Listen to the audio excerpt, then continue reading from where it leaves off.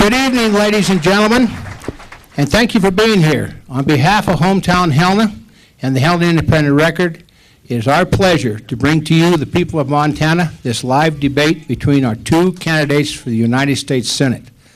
One of these gentlemen will be elected here in November, and he will represent Montana in Washington, D.C. So listen to the questions, listen to the response. At this time, I'd like to thank those stations that are carrying this throughout the state of Montana: Cherry Creek Radio and Northern Broadcasting, Yellowstone Public Radio, Beartooth NBC News. NBC is carrying it to Helena, Great Falls, Havre, and Lewistown live on television right now as we're speaking. Our panel members tonight are Chuck Johnson, Bureau Chief of the Lee State Bureau, Mike Dennison, Lee State Bureau, and Jackie Yamanaka, News Director for Yellowstone Public Radio. At this time, I'd like to turn this microphone over to Pat Slough, publisher of the Helena Independent Record. He'll introduce our candidates, and we'll get started. Thank you very much.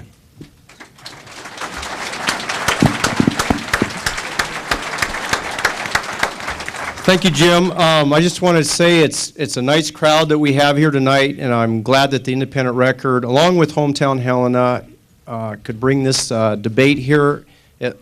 We met with both of these candidates today, and we had great conversations with both of them, and I think we're looking to have a nice debate tonight. So I'm going to introduce those folks. Quick introduction here. Senator Conrad Burns has served in the U.S. Senate since 1989. He previously was elected Yellowstone County Commissioner. Burns also sits on the Senate Appropriations and Commerce and Energy Committees. Senator Burns started an agricultural broadcasting network in Billings and worked as a cattle auctioneer. He attended the University of Missouri for 2 years and served in the U.S. Marines. He and his wife Phyllis have 2 children. Do or die. Thank you. Thank you very much. Democrat John Tester is the president of the Montana Senate after previously serving as its minority leader. He has been in the Senate for 8 years and previously was elected to the Big Sandy School Board. He also sits on the Montana Senate's Agriculture, Business and Labor, and Finance and Claims Committees. Tester is an organic grain farmer and has a bachelor's degree in music from the University of Great Falls. He and his wife Charla have 2 children.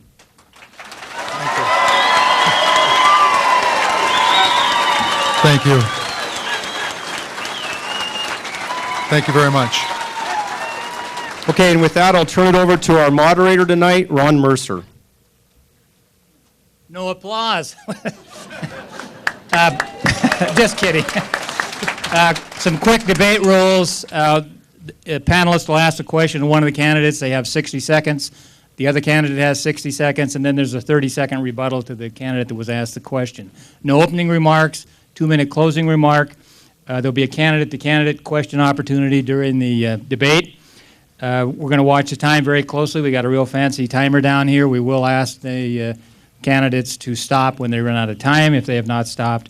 And we very deeply would appreciate if the audience would maintain respect for the candidates and the forum and hold all the rest of the applause until the end of the debate, and then you can have a great time. We're going to start with the first question right away, and it's going to be Chuck Johnson, and it'll go to Senator Conrad Burns. Senator Burns, you've criticized Senator Tester for wanting to withdraw American troops from Iraq. So how long must we stay there? What is the objective?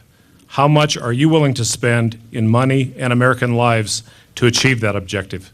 I'm supposed to answer that in 1 minute. Number one, we win. That's the first thing. You can't set a timeline when you're in armed conflict. We have to win the war because the consequences of losing is too great. We live in a smaller world today, and in order to contain this terrorism that has an international network to it, we must win. And the spending of the money and the supporting of the troops, making sure they got all the equipment, making sure that they can win. And I believe that we can and we must. It is the best interest of the United States. It's the best interest of the Middle East. After all, this is the first time that we could change the economic culture of the Middle East and do it in a country that has the wherewithal to get it done. Osama bin Laden has already said this is his plum. And the Americans will lose their will, but we will not lose our will. We will win. John, 60 seconds. Well, the war in Iraq has little to do with the war on terror, as the intelligence agencies pointed out here. 16 of them a while back said we're creating more terrorists than we're eliminating in Iraq. We went in under false pretenses. We took troops out of Afghanistan that were fighting the war on terror, and we were about to catch Osama bin Laden, and we decided to refocus our efforts on Iraq.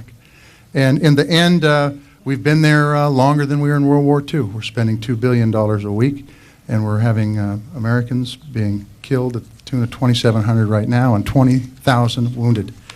It is really time for the President to develop a plan, as I've said all along, and bring those troops home as soon as possible, working with our allies around the world and in the region, and working with the Iraqis to help them take over their military. I think it's critically important, and then we can focus on the war on terror. This is what we need to focus on, because quite frankly, that's what people are concerned about. Conrad, 30 seconds. We lost our will in Somalia, and Osama bin Laden noticed that. He thinks we will lose our will in Iraq, and we will not. As a result of Somalia, we had our soldiers, dead soldiers, drugged through the streets in the town of Mogadishu. That hurts us as a country. It has implications to our trade, our word, and our standing in the world. We cannot allow that to happen. Jackie Yamanaka, question for John Tester. The state budget now has a projected 2-year surplus next year of $900 million. This comes on the heels of many Republican tax cut policies that you opposed, saying that they would lead to a black hole in the state budget. Were you wrong to oppose those tax cuts? No, because I think those tax cuts were focused at the wrong people. They were the folks who got the majority of the benefit for those were out-of-state corporations, and we cut taxes at the state level and made county governments and local school boards raise property taxes at the local level to make up the difference. And therein lies the problem. We need tax cuts, but we need tax cuts focused at the middle class, small businesses, working families, family farms and ranches throughout this great country. Invigorating the middle class, invigorating those people, those are the economic drivers in this country.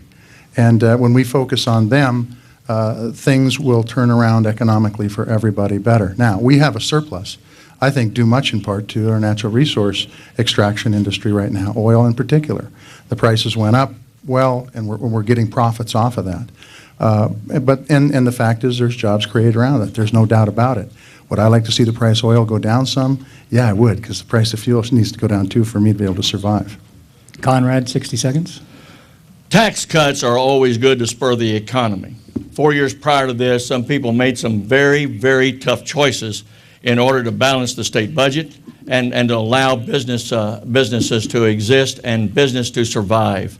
They did spur the economy. There's no question about it. Yes, we are getting some royalties off of extraction industries, coal bed methane and oil in northwest or northeast Montana.